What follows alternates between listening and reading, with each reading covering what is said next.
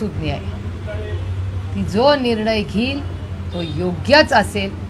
जी व्यक्ती इंदापूरकरांच्या सुखदुःखात असेल, दुष्काळामध्ये त्यांना साथ दिली असेल, अशाच व्यक्तीला, आणि हे फक्त इंदापूरपुरतं सीमित नाही, महाराष्ट्राची आणि या देशाचीच जनता फार हुशार आहे.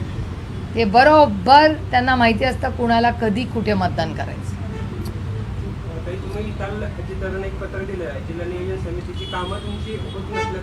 मी पालकमंत्र्यांना दिले. मी अजित पवारांना इंडिव्हिज्युअल पत्र नाही लिहिलेलं.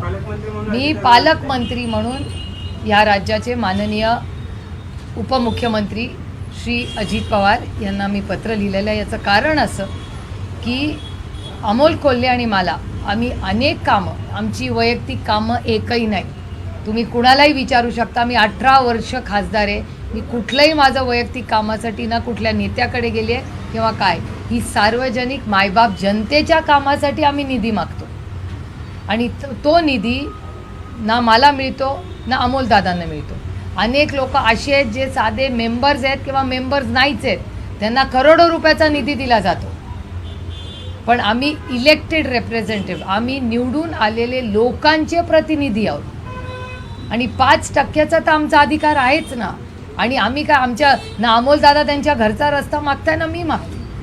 आम्ही फक्त मायबाप जनतेची सेवा करण्यासाठी अमोलदादा आणि मी इलेक्शन लढतोय. मायबाप जनतेने पुन्हा एकदा आम्हाला दोघांना संधी दिली, याबद्दल आम्ही दोघंही नतमस्तक आहोत या सगळ्या लोकांच्या समोर. आणि त्यांच्यासाठीच तर आम्ही एक विकास कामासाठी तर लढतोय.